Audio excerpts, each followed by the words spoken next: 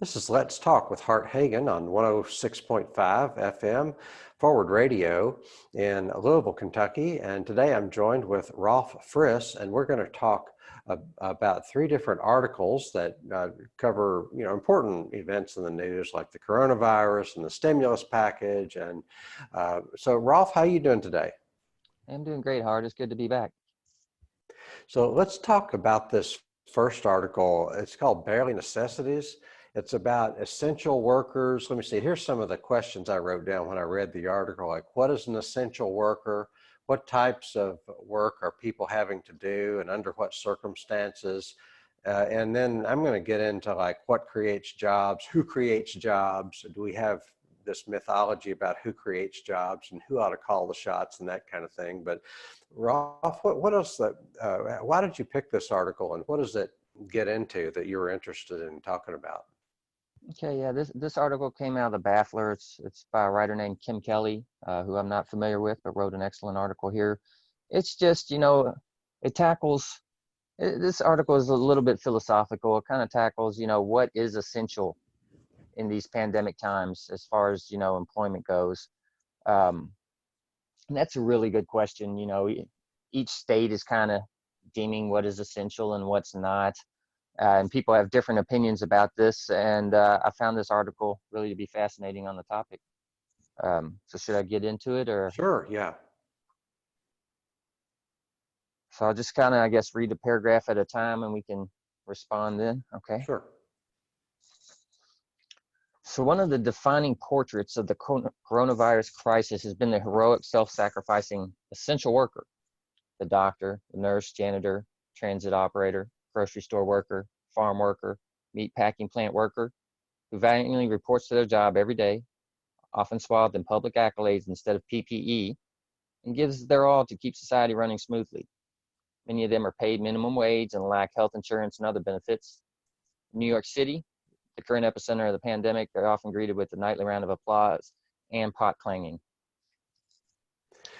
So one of the things that I got from this, it's like there's a kind of a socialist type of a historical emphasis on there's roses. You don't just want you don't just want money, you want recognition. You want both. You want money and recognition.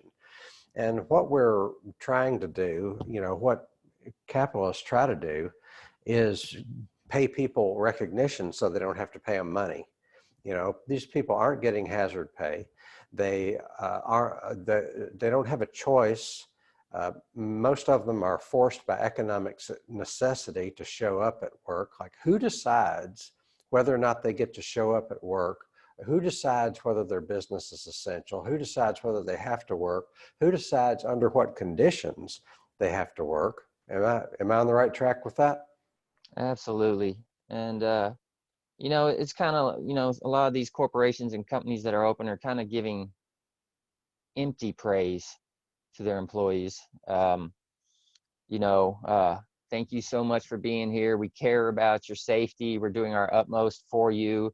We're going to have a cookout for you today. That's a big one at my work. We get a cookout, but hazard pay, no. One of the reasons I picked this, I'm considered an essential worker. I work for a large corporation. We will not name them here, but very large employer here locally. And they've been in the news some for this, and a lot of complaints to the health department about what they're doing as far as our safety. I've had 2 deaths at another facility, and a lot of people think they're keeping the information down. They really had to pry to get that information down about the 2 deaths, and we think there's more people, but we don't know. They're not telling us. They've given us one mask, and they literally spared every expense with that mask. It's the cheapest possible mask you can get, one-time use, and you're supposed to wear it every day forever. No gloves, literally one hand sanitizer in the entire building that's not in the bathrooms. It's, so it kind of hits home to me. All these praises we get, but no hazard pay, no PPE really. Well, what do you expect? I mean, life is hard. You can't just give people everything. People got to work and earn it. Everything is one thing, but just the basic protections that you need, you know. But they kind of have that philosophy that they're just always hiring 24/7. So if you get sick, you know, spring on the next body, because it's more cost effective for them that way. So you're So replaceable. You're easily replaceable. in their eyes, yeah, you know. But how many people want to do that?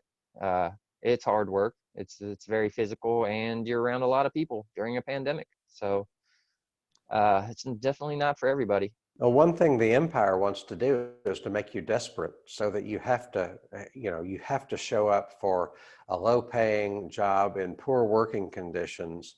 If, that's why they're always against unions. They're for NAFTA. It's like uh, if they can bust unions and if they can get people to work outside of a union, then that makes your pay go down, your working conditions go down, your expectations go down. Am I on the right track with that? Yeah. Yes. The one thing is though, my job could be worse because we are union. I'm a dues paying union member. Mm-hmm. Um, and I've talked to my union people about hazard pay and striking for that, the possibilities, and it's not in the contract is what I was told. So we can't do that.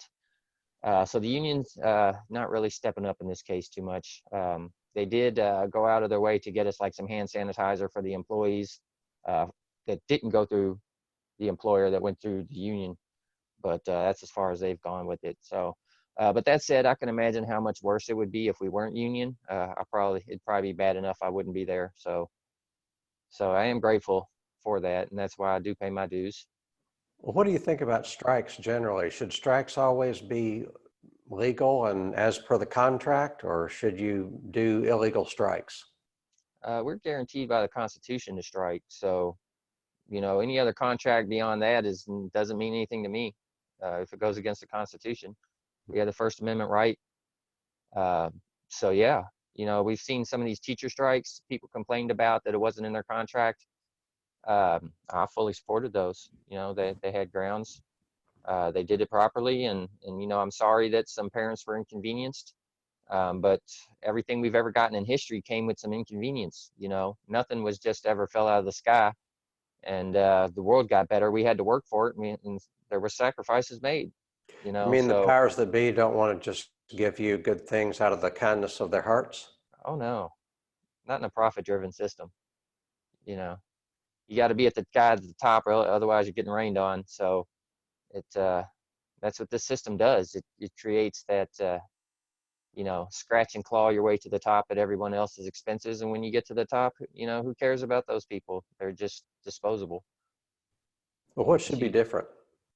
I think you know, obviously we should have more unions, stronger unions, better unions, but more than that, we should be more looking at an employee-owned type of situation where the people that work at the facility, you know, it belongs to them. So the pride is there because that's your business. You're doing the work, and you're not just sitting in some stuffy room up there with your tie on, looking down on your employees. You're actually, it's your business. You got to do the paperwork, but you're also down in the facility doing whatever it is that they do there. You know, operating machinery, helping with this and that. You know, depending on the business. Um, so you know they're going to do a good job. It's going to be better for the customer. Uh, it's going to be more cost efficient, and you know who you're dealing with. You're dealing with whoever at that company that you're dealing with are the same people that are, you know, building whatever it is that you're buying or offering whatever service it is that you're paying for. So you can have more faith in that business, and you know your money's going to the employees. So I think that's the way to go. And for those places where we can't do employee owned, which I don't know exactly who that would be, but that's, you know, where the union steps in. And those types of places, not only the union, but if there's a board, then we should have employees on that board, a set percentage or a set number of hourly employees on that board with the CEOs and everything else. That way they have a voice. So I think that's the model. So you've mentioned three possibilities. One is to have worker-owned businesses. Another is when that's not possible to have strong unions. And another is that for a corporation, the board of directors should be populated with, say, about half people from the workforce. Yes. And it's kind of the German model. You see that a lot over there. They're very high union rate. They are required to keep a certain amount of employees on the board. I'm not exactly sure how that works. I think that's based on the size of the company and the percentage. Um, but it is how it works over there. And this is Germany we're talking about, not some third world country. This is a large country, a high population. It's the You strongest can't, economy in Europe. right, and a wide Strongest variety of economy in people. Europe is also one of the most socialized, probably the most socialized country in Europe is also the strongest economy. Yeah, and very diverse there too. So you can't just say, well, it's a small population of a certain type of people. Not in Germany, not in 2020. So it's working well there. Obviously, Germany has their problems, but they're definitely further along in the employment sector than we are, and their companies are doing just fine. Look at their large corporations; they're making money hand over fist. Yet the employees are doing so much better. The income disparity is much less there.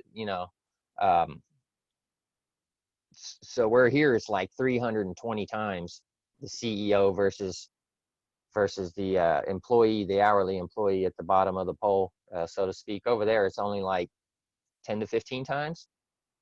So that's okay. Not everybody should get paid the same across the board. There are jobs that require more pay, but it just shouldn't be out of hand. When it gets out of hand, you have what you have here. That's how things become corrupt. That's how we get this income inequality. That's why we're basically don't have a middle class at this point. And Well, what is isn't there is inequality shrinking. good? Isn't inequality just based, doesn't that give people incentive to climb the ladder? Not really. There's only so many spots at the top, and the people occupying those spots, mostly, not 100%, but mostly had advantages. You know, based on who their parents were, their social circles growing up, the type of schooling they were allowed into, that kind of thing. Not exactly the advantages that everybody has. Um, Well, let me share with you one thing that I think would be a really good aspect of having worker-owned enterprises. And well, for one thing, how would we convert to that? So, businesses sell and go out of business all the time. So we could say that if you're going to sell your operations or go out of business, you have to give the employees the right of first refusal. You have to give them you can't sell it to anybody else before you offer to sell it to your employees. So that's a way of transitioning to employee-owned businesses.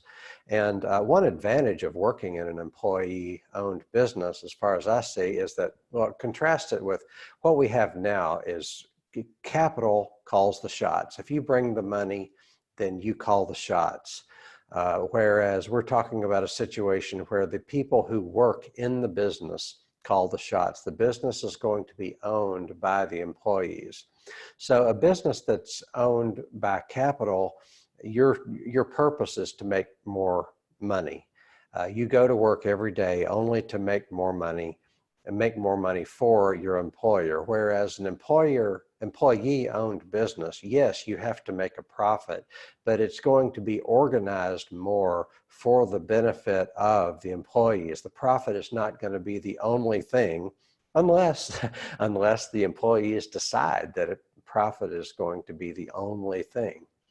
So, and that leads to a topic called de-skilling. Like, if you're specialized in a job, then it's like, you have this division of labor. If you do only one thing if you do one thing and only one thing, then your skills, that's your world, and you're not able to diversify your skills. You're not able to build your skills on the job if you're slotted and you're just expected to make a profit for the boss or hit the road.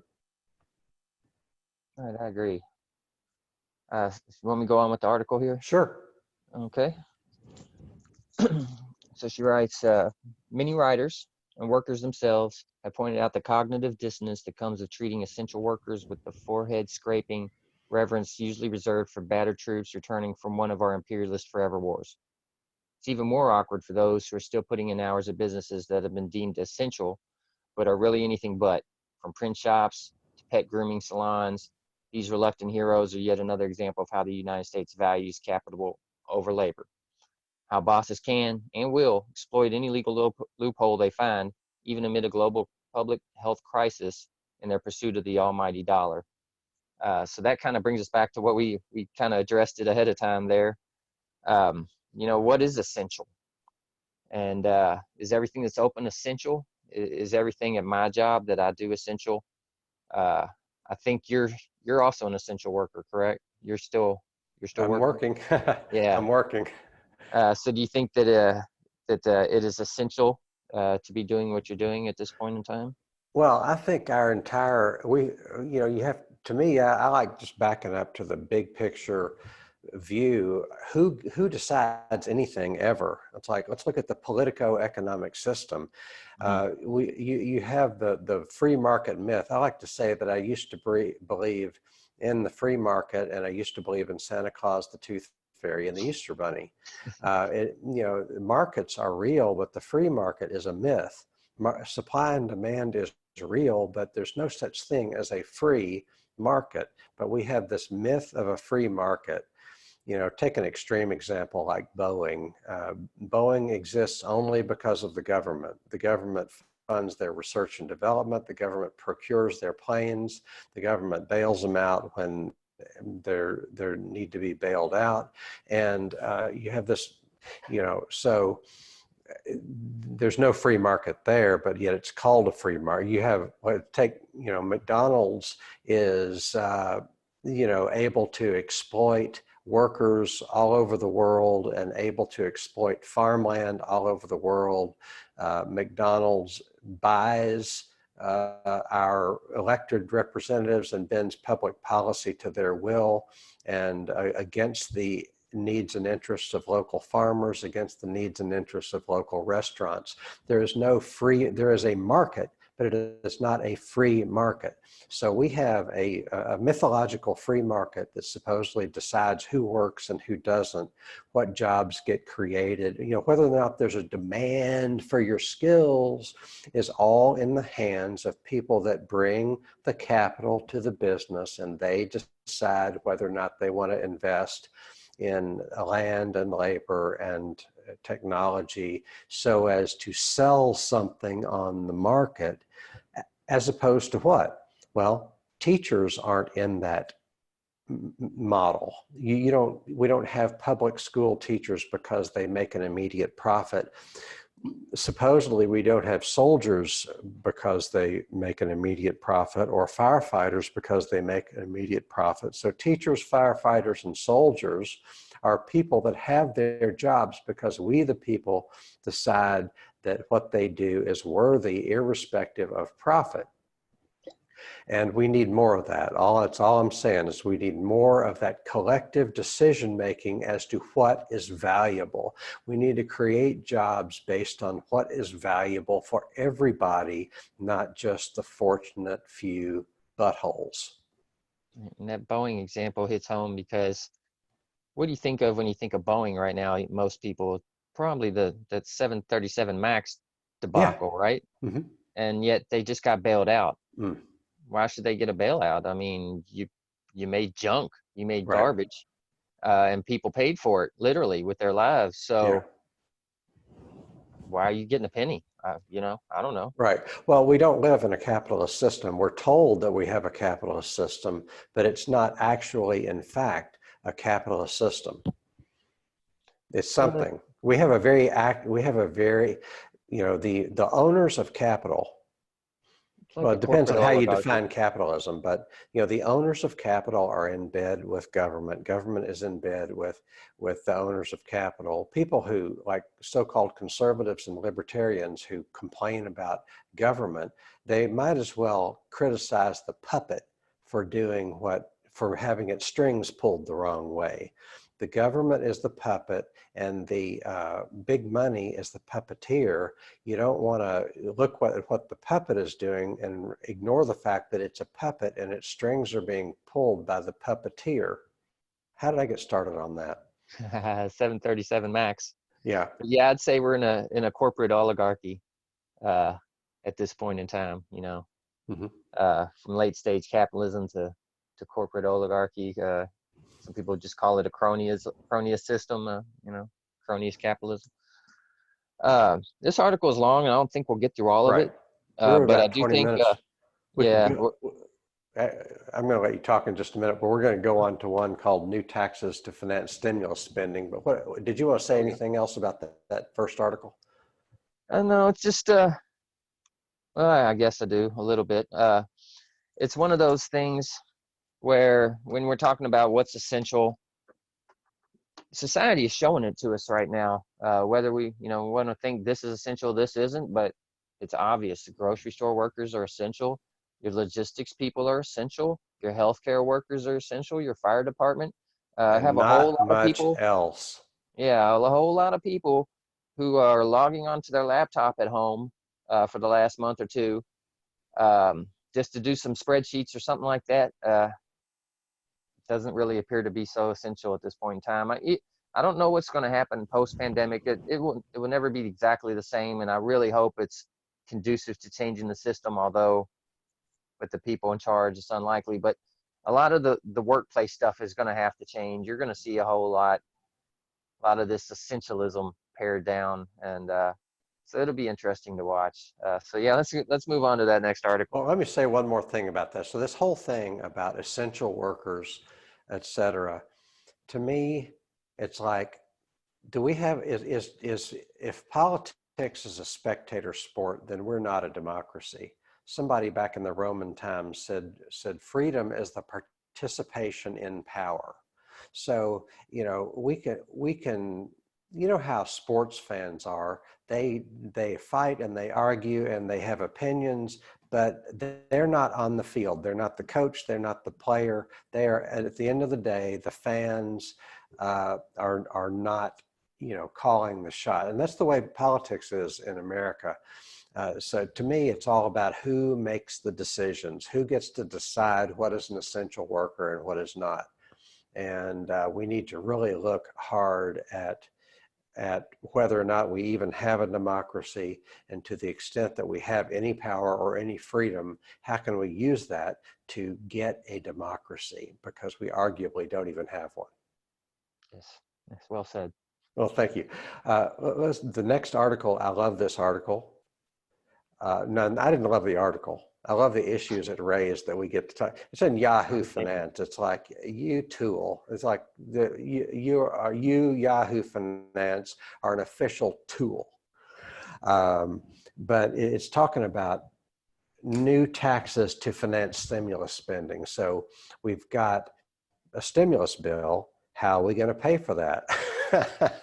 Not how we're going to pay for healthcare, but how we're going to pay for a living wage, how we're going to pay for a Green New Deal, but how we're going to pay for this huge giveaway. So we just gave away essentially trillions of dollars to the biggest corporations at everyone else's expense. Now we're going to have to raise taxes to pay for that. And they're saying that we're likely to have a $3.7 trillion deficit this year. And a 2.1, yeah, 2.1. The stock market's doing fine. We'll have a $2.1 trillion deficit next year. So we're going to have to raise taxes. Rolf, how are we going to pay for this? Well, watching what we've been doing lately, I'd say just move, get on the computer and move a decimal point over, since that's all we're doing anyways. Being that we're not, our dollar is fiat currency, it's not backed by anything. That's all. They literally admitted this at the Fed. They're literally logging onto a computer and moving decimal points over. So this whole time we couldn't get health care or anything else, because how are we going to pay for it? Well, apparently we just didn't have the right computer to change those decimal points. This is why I do not worry about the national debt, because we're basically using play money here. So what we say we can afford is really only what we say we can afford. It's not what we can and cannot afford. We can afford whatever we want to do. We have our own currency. We issue our own currency. But it's what we're spending it on. And what we just did was, like I said a minute ago, was an economic coup. Another example really of Naomi Klein's shock doctrine, or as some people call it, disaster capitalism. Right. The pandemic is real. The thing is, you know, we want to deal with that as a health crisis and as the economic crisis that comes with it. What we don't want to do is have the rich use this as an excuse to get richer and more powerful, and that's exactly what they did. They transferred wealth to companies that don't need it with little to no strings attached. So you know they can do stock buybacks, you know, with the smallest of strings. They can still have these massive bonus compensations for their CEOs, you know. But why does the taxpayer have to pay for that? Why do our taxes have to be raised when you can just move the decimal over? That's part of the coup. Again, just killing the middle class. There's not much left to take from the lower class, you know. Not a lot more there. But they'll try to take everything, and it's very short-sighted because capitalism, it needs a model of consumers. But when you make all the working people no longer able to afford to be consumers, then what happens to capitalism? Where is it going to go? When all the, you know, a few people have all the money, they produce all the goods, and then nobody else can buy the goods. What are we going to do? Where's the system headed? So it's like a built-in roadblock that we're heading to. Um, so what do you think about it? About which part? Everything I just said there.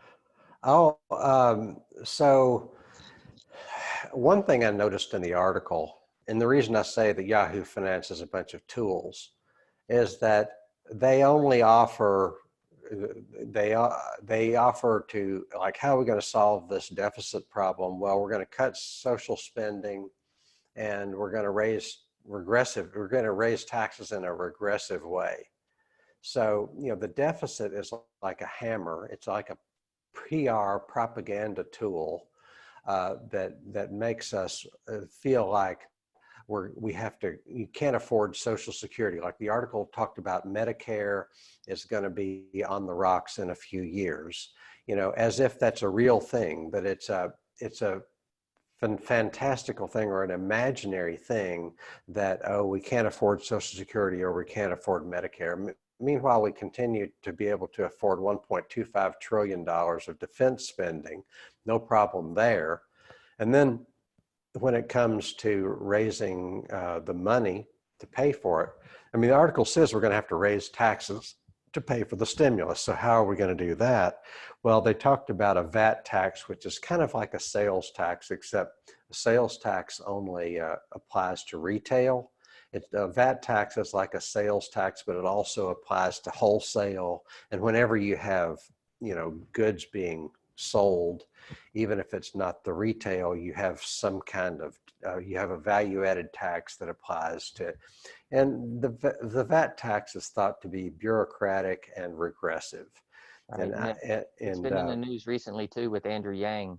Yeah. He wanted to fund his UBI with the Right. VAT tax, which And is that's one of the reasons I why I didn't didn't, support it. yeah. Right. Oh, yeah, you and me both. It's one of the reasons I didn't like Andrew Yang. It's like, I'm glad he made UBI part of the national conversation, but nothing else. He didn't seem to understand corporate power, at least not the way I do. He didn't seem to understand the monopoly. There, you know, all these tech companies are monopolies. Didn't seem to understand that the people could control technology. You know, technology is not good or bad. It depends on what technology we develop and what we do with it and who controls it. We don't have to, don't get me started on how, you know, the government, you know, the big tech companies and the big airline manufacturers and General Motors and anything in manufacturing or tech benefits from decades of government spending. So your parents, you and me, our parents, our grandparents, our great-grandparents paid for the technology that Facebook has and technology that Google has. We paid for that through defense spending. And then these tech companies get, you know, they take that technology and then they do something with it. Or pharmaceutical companies have patents, which is a monopoly on, you know, drug technologies that were developed at public expense. It's it's massive, regular, ongoing, large scale massive transfer of wealth from regular people to very rich people. And so I don't know, how did I get started on that? Everything that comes with the stimulus economic coup that we had. Yeah. So, oh, VAT tax. Well, so, okay. And Hart Hagan's perfect. I like Bernie Sanders' wealth tax. So, there's different taxes that you can use to pay for things. And, our income taxes could be more progressive. We could have like AOC proposed like a 70% marginal tax rate starting at about $10 million. So that would be good. It would be good if our capital gains taxes, I mean, the rich people are getting off like capital gains taxes are like half of the ordinary like when you buy and sell stock or whatever. There's just so many ways to defer your capital gains taxes. And if you're a Bill Gates and you started a company and you have your stock grow and grow and grow and grow and grow, but you don't never sell it, then you don't pay capital gains tax until you sell it. And then when you do pay capital gains tax, it's only 15%. Income tax of any kind does not reflect it's not capturing the wealth that should be captured.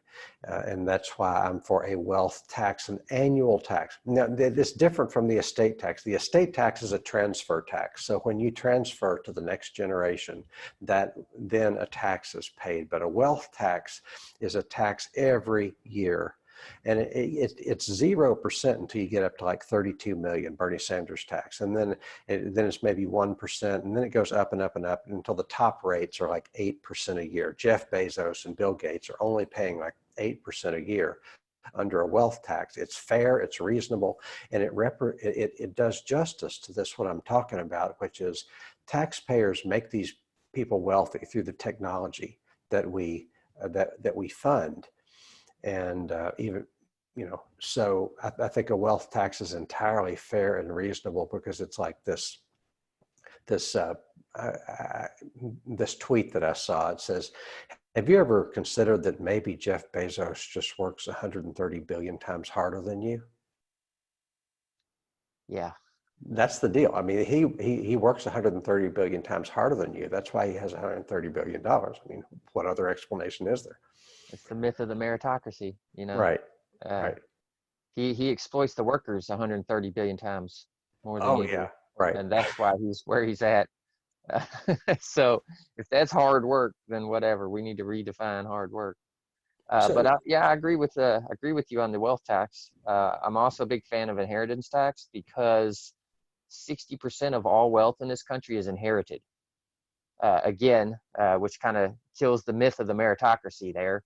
If you're just born into the lucky gene pool, you're suddenly Lucky more Sperm worthy. Club. Yeah, I didn't know if I could say that one, but yeah, we watched the same guy, so not sure what I can get away with on the show. So Right. um, I try to tone it down a little bit. But yeah, the Lucky Sperm Club, um, that's not a meritocracy. So we're not talking about the family farm.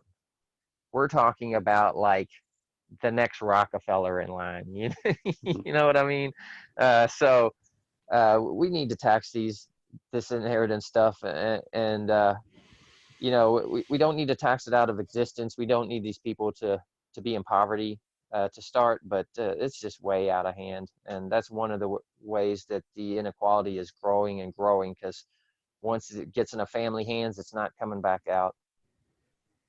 Yeah, and I like saying that we've been taught that wealth is, for one thing, wealth is good, that they spend their money and they put it back into the economy.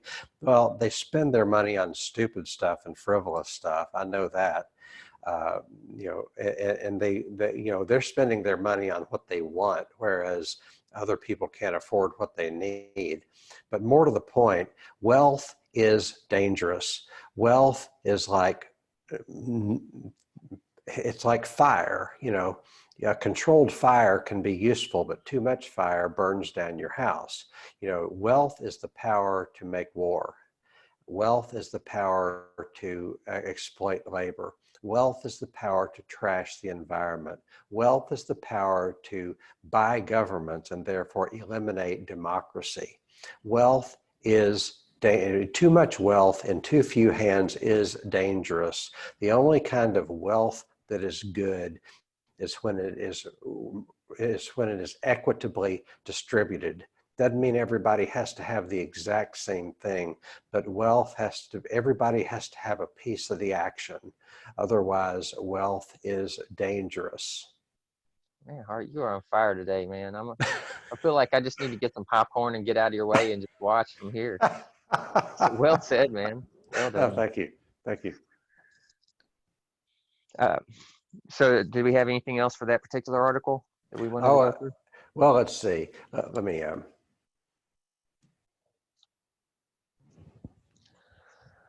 All right. So through our first two articles here, I think we've got one more. But before we do that, got some really good viewer mail last week from a viewer named Melanie, a friend of mine who tuned in and enjoyed the show. And she did what kind of equates to like a live blog or maybe live tweet session as she was watching the show. So she just put a bunch of thoughts on paper and send it to me. And so I'll read them one at a time and we can address them and go on. And let me say, people, if anything that you want Hart and I to talk about, message Hart, message myself, leave it in the comment section. We'll take a look at it and we might talk about it on the next episode.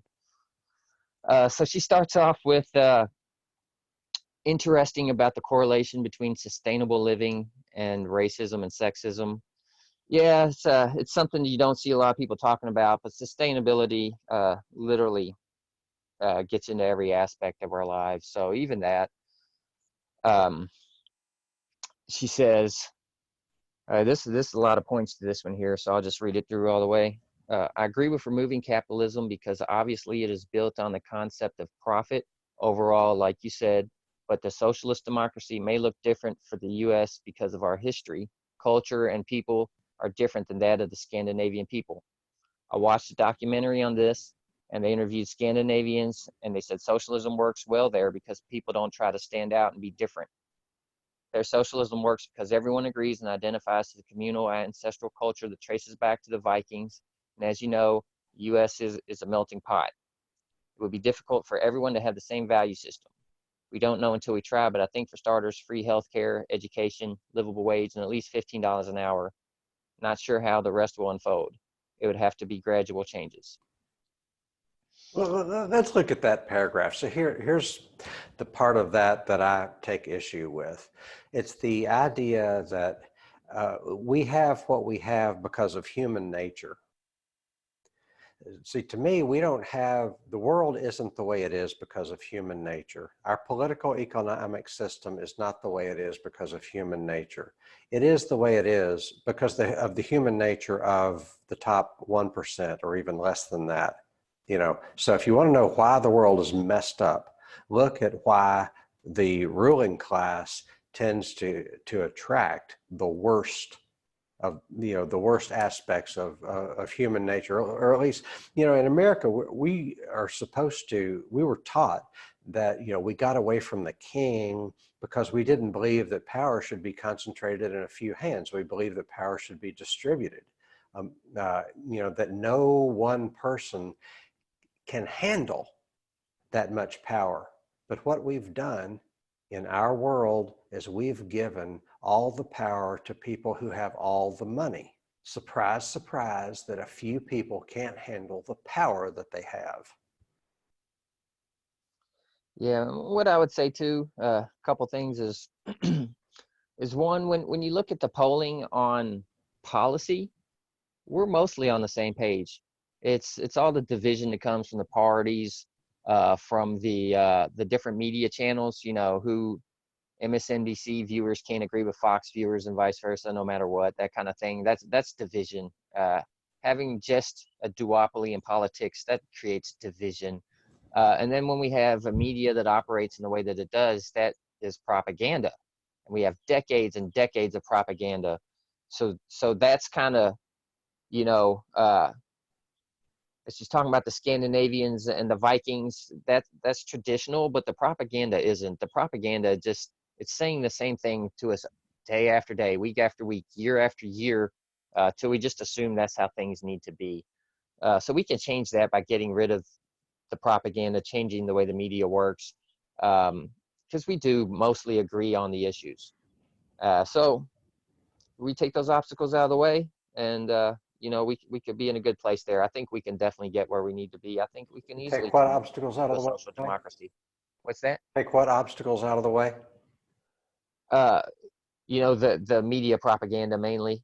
That allows the narrative to be what it is and kind of creates the culture as what they want our culture to So you be. think the media is pretty important?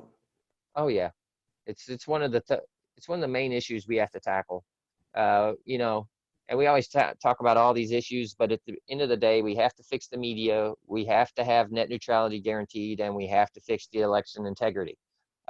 Those are the three keys. If we can get those three done, we can get the other issues done. And those issues don't sound exciting, but they are the bedrock. They are the Mhm. foundation of the house. So if you try to put walls up without a foundation, they're just going to fall. So we have to get the media under control, and we have How to does break it money up. in politics fit into that? Does that fit into your top three somewhere, like money in politics? Well, it's intertwined. So the media, is an extension of the parties. For example, you have Fox is an extension of the Republican Party. MSNBC is an extension of the Democratic Party, and the money that goes through that.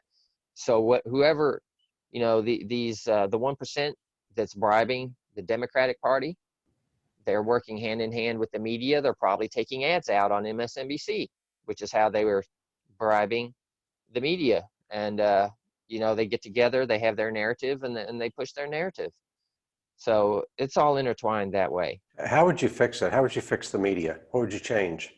Well, we had two things that really, really hurt the media. One was the 1996 Telecommunications Act.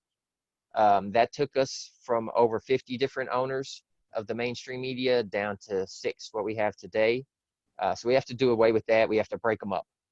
So that's how you get all this homogeny in the news. And I say news. But yeah, so that's the first thing. The second thing happened in 2012. We had a law in the books called the Smith-Mundt Act that came about in 1948. What the Smith-Mundt Act did was basically make it illegal to propagandize the citizenry. In 2012, Hmm. during the NDAA, it came up. This was a Republican Congress, and Obama signed this. So again, the duopoly working hand in hand. But what it did was it basically changed the Smith-Mundt Act, and it was called the Modernization Act of 2012, the Smith-Mundt Modernization Act of 2012. And it basically did away with the propaganda. So now we can be propagandized legally. Not that the media was like great before that, but at least there was a standard that you could hold them account to. Now that is gone. So we break them up, we make propaganda illegal, and that's first things first. Um, and then we can also talk about the funding model. I think we talked last time about 60 Minutes about how that led to basically funding the media and trying to make a profit. So we take that profit model out to where it's just basically like journalists bringing you the news, the fourth estate holding the government to account. So, those are my ideas for that.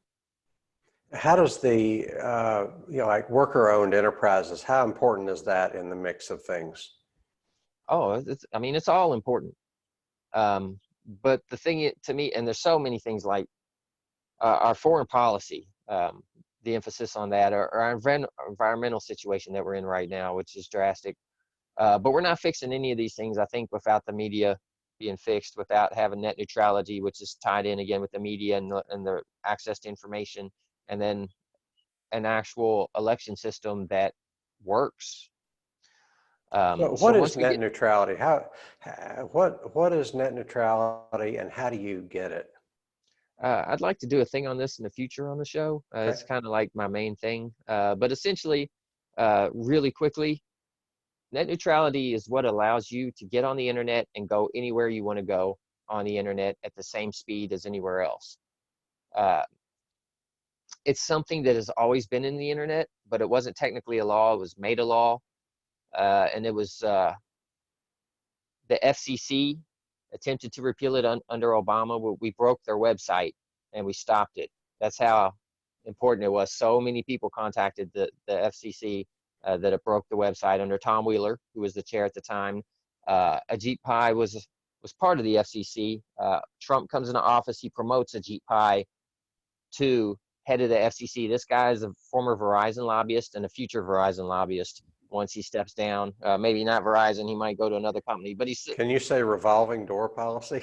yes, he is the most evil guy in the administration, which is really saying something. Yeah, it's saying something. He's my least favorite guy. Betsy DeVos is right there, but Trump doesn't hold a candle to Ajit Pai. This guy even made a video mocking us over this. But he came in, he repealed it on party lines. It was 3-2 on the FCC board. They have 5 members. They got rid of it.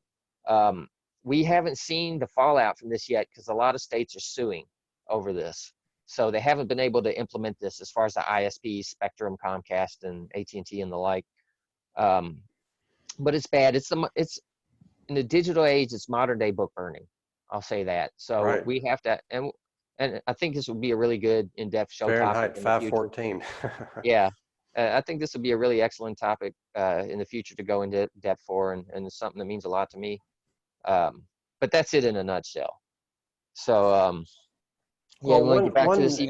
one example of net non-neutrality is when Facebook is allowed to, suppress who they don't like, and YouTube and the suppression and the censorship of the left. And they started with Alex Jones, who's nobody liked anyway, and they banned him, took him off the platform, and now they're just, anybody that, what are some of their buzzwords? Like, for one thing, if they deem you to not be complying with their terms of service, or you're saying things that are terroristic or violent or promoting division or subversion or some crap.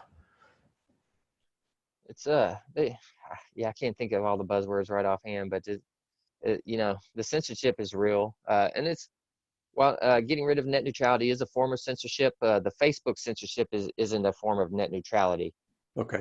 Per se, because it's not about the speed or quality of your internet connection. Once you're on Facebook, it's just what you can post. So you put up a meme or an article, and they take it down and says it violates our standards. And now you can't post for 72 hours or a week or 3 months or, whatever they want to do to you.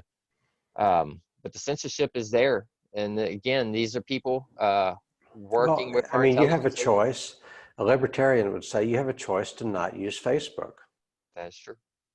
And think about it all the time, but there's more people on Facebook than anywhere else. So I still see it as the way to, potentially reach the most people. And also, as far as Facebook goes, the layout and everything, I think they're killing everybody else. It's just the format, everything is so much better. But the censorship algorithms are terrible and really hard, especially on the left, especially on independent media. I look at the analytics on it, and it's not pretty what they're doing. So do we want to read the rest of our user mail? Got a couple more thoughts here. From Melanie. She says, have you ever thought about taking away the concept of a system built of debt? Stop lending, stop charging stuff, but only what you can afford, especially if you create a system that won't let you go without the most important essential needs. I don't know if this is the answer either, just throwing it out there. Why do we borrow so much from the banks? Why are we printing so much money? Isn't this how the Roman Empire collapsed? Are we repeating history? So those are good questions. We've kind of touched on some of that already. But yes, I think this is kind of what a digital fall of Rome would have looked like. What we're going through here, we're definitely, somewhere late stage capitalism, end stage capitalism. And we're watching history repeat. And this is what happens when people don't learn from history. We just do the same thing over and over. So this is very much like Rome. We've expanded our empire too far. We have bases all over the world. So many bases, nobody anywhere can tell you how many bases we have or where they're all at. If that's not bloated, I don't know what is. And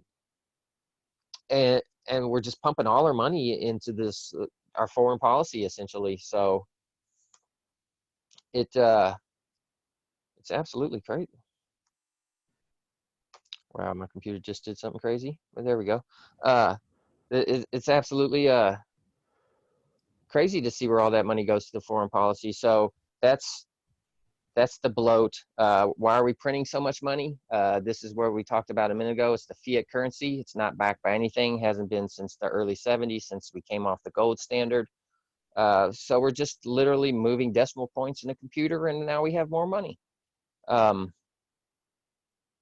would we benefit from going back on a gold standard? Maybe, maybe not. You know, the average citizen has less buying power now than they did since the early 1970s, since we were on the gold standard. So, you know, that's another debate there. What do you think about any of these questions she has here? You got anything to add to that? I was hoping we could go on to the third paragraph that she has where it talks about environment. Do you want to Environment? read that?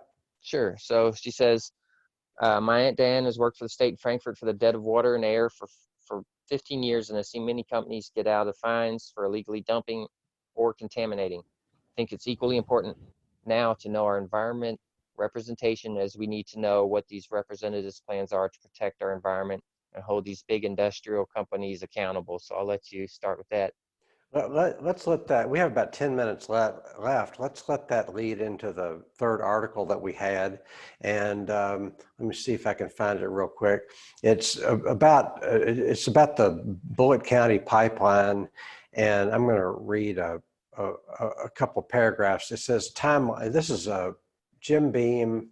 This is WFPL. Ryan Van Velzer wrote this article.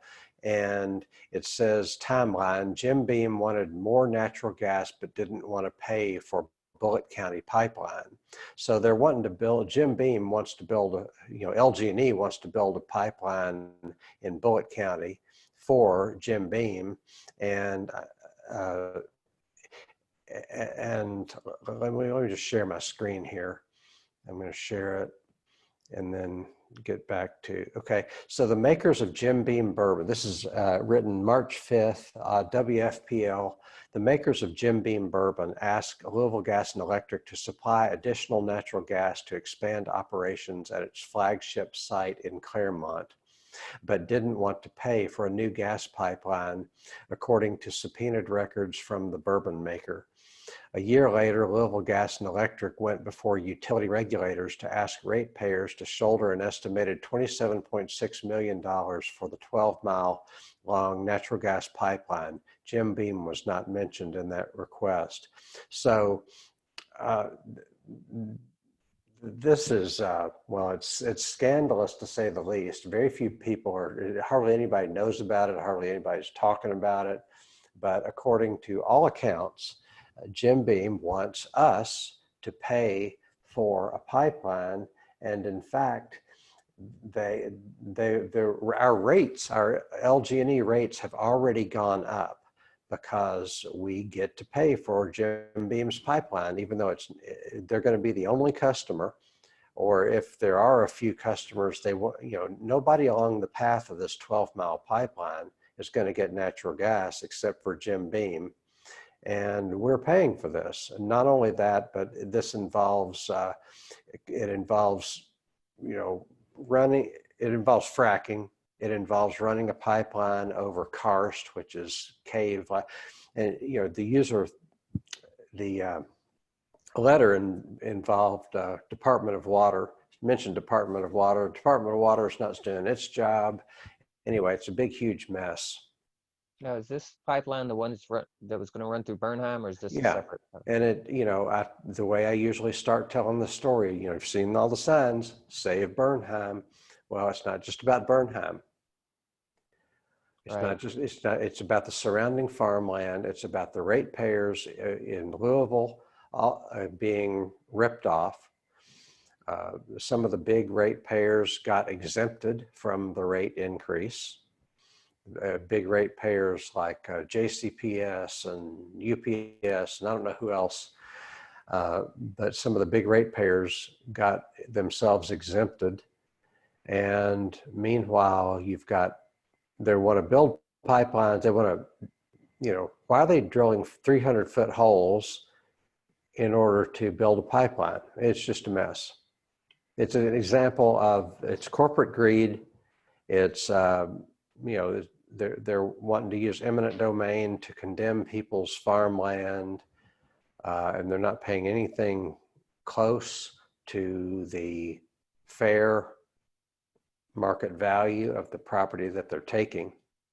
So, and I'm surprised at how short-sighted for Beam it is too, as far as their product, because these pipelines leak. It's not if, it's when. It's always when. And then, they always want to say that they won't this time, but they always do. They always do. So if this leaks there on their facility, it could ruin their entire business. right. So is that greed worth it? And everything else you're doing to your neighbors and your community, is that worth it? And then when it leaks, then you have what?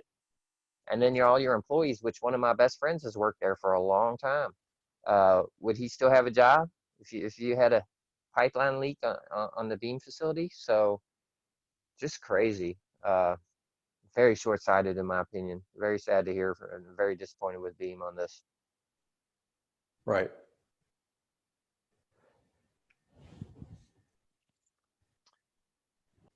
Okay, so this reminds me of, we were talking about environmental justice and how that ties into everything. So it's like, to me, it all gets back to democracy. It's like, do we have a real democracy or not?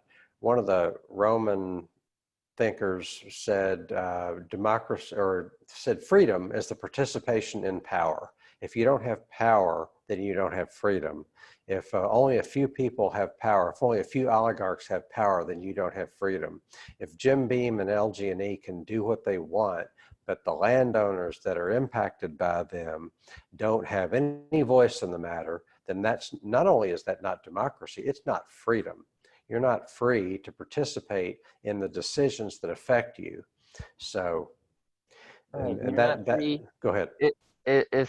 If a corporation pollutes a stream, which then that stream empties into a river, and that river then becomes your drinking water, Mhm. are they free to take away your freedom to drink clean water? Who has more freedom? Right. Do you have more right to drink clean water than they do to pollute that water? I would Right. say yes. You're So free. Go ahead. that's why I say that all the wealth in our system, or at least much of it, is theft. You're taking what is not yours. And if LG&E and Jim Beam have the power to pollute the water and to go in and drill holes and cause sinkholes to show up on people's property, and if they have the power to take land for much less than what it's worth, then their wealth is stolen. It is not earned. It is not a meritocracy. It is not a result of value creation. It is a result of value extraction, extracting value from the natural environment, extracting value from labor, extracting value from the property that people own, and bending government to your will so that you get to fill your own coffers at everybody else's expense. I'll give you the last word. Not a whole lot I can add to that in a short amount of time. So, just we all live here. Like, you share a house with people. Don't make a mess. If you make a mess, clean it up. We all got to deal with it. We live in this world. If you're a corporation out there running a business, don't destroy our air and our water and our food. We've got to eat that stuff, drink it, and breathe it. So, and that includes the people that work there, the people that own it. So just mind the world like you mind your home. It's all Good, ours. It's up to us to way take to care of it. end. Good way to end. And one more thing, LBJ said, "Don't spit in the soup we all have to eat." Yeah. So we're going to end there. Point. Rolf, Friis, thanks so much for joining me today. This is Hart Hagan signing off on Let's Talk. Join us again here soon. Thank you. Bye.